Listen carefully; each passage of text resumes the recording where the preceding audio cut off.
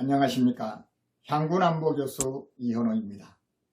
지난 11월 20일 이후 2주간 있었던 국내외 주요 안보 관련 소식을 국내 정세, 북한, 미국, 중국, 러시아 관련 순으로 전해드리겠습니다. 먼저 국내 정세입니다. 정부는 11월 22일 한덕수 국무총리 주재로 임시국무회의를 개최해 북한의 군사정찰위성 발사에 따른 대응조치로 9.19 남북군사합의에서 대북 정찰 능력을 제한하는 조항의 효력을 정지하는 안건을 의결하였으며, 윤석열 대통령은 같은 날 9.19 남북군사합의 일부 효력 정지를 제거하였습니다.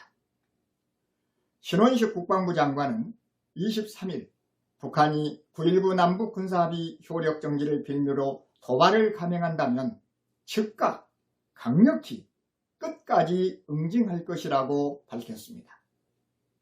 신 장관은 북한의 정찰위성 발사에 대해 유엔 안보리 결의에 대한 명백한 위반이자 한반도는 물론 국제사회에 대한 중대한 도발이라며 9.19 군사합의 준수에 대한 그 어떤 의지도 없다는 것을 또다시 보여준 것이라고 지적했습니다. 이어 9.19 군사합의 일부 효력 정지는 우리 국민의 생명과 안전을 지키기 위한 필수 조치라고 강조했습니다. 다음은 북한 관련 소식입니다. 북한은 21일 오후 10시 42분 평안북도 철산군 서해 위성발사장에서 신형 위성 운반 로켓 천리마 1형에 정찰위성 만리경 1호를 탑재해 성공적으로 발사했다고 조선중앙TV가 22일 보도했습니다. 북한은 23일 9.19 남북군사합의에 구속되지 않겠다며 이 합의에 따라 중지했던 모든 군사적 조치들을 즉시 회복한다고 밝혔습니다. 북한의 정찰위성 3차 발사에 대응한 우리의 9.19 군사합의 일부 조항 효력 정지에 반발하며 사실상 합의 파기를 선언한 것입니다. 다음은 미국 관련 소식입니다. 미국 정부는 남북한의 군사합의 폐기 움직임에 이은 북한의 GP 재무장과 비무장지대 DMZ에서 병력 및 장비 재투입에 대해 한반도에서의 군사적 긴장과 오판의 위험을 증가시키고 있다고 비판했습니다.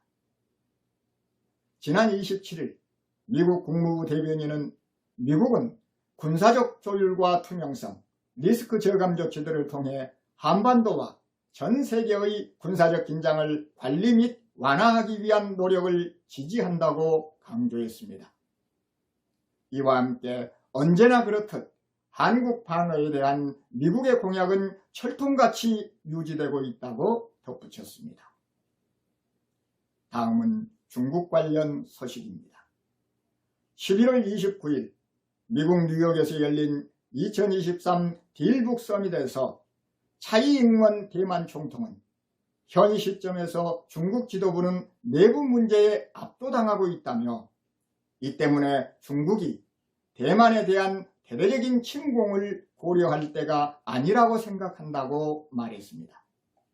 그럼에도 차이 총통은 내년 1월 13일로 예정된 대만 총통 선거와 관련해 중국은 과거에 그랬던 것처럼 선거 결과에 영향을 미치려 할 것이라고 말했습니다. 왕원빈 중국 외교부 대변인은 30일 정례 브리핑에서 차이 총통의 발언에 대해 거칠게 반박했습니다.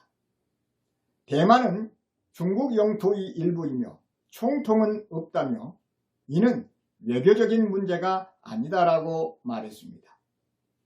이어 중국 국방부도 인민해방군은 중국의 주권과 영토 보존을 위해 필요한 모든 조치를 취할 것이라고 밝혔습니다. 다음은 러시아 관련 소식입니다. 민간 항공 추적 사이트 레이더박스에 따르면 러시아 공군 소속 군용기가 11월 22일 낮 12시 19분 러시아 블라디보스토크에서 출발해 평양 순안국제공항에 도착했습니다. 러시아 군용기가 평양으로 향한 이유와 탑승자는 알려지지 않았지만 북한이 21일 밤 정찰위성 만리경유로를 발사한 직후라는 점에서 북한의 위성 운용과 관련됐을 가능성이 제기됩니다.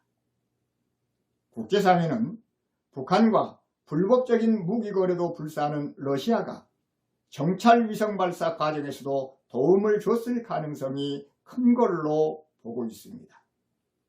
특히 김정은 북한 국무위원장이 지난 21일 위성 발사 현장에서 기술자 100여 명과 함께 찍은 사진에 서양인으로 보이는 이들도 포함되어 있어 이들이 러시아 지원 인력 아니냐는 추측도 나옵니다.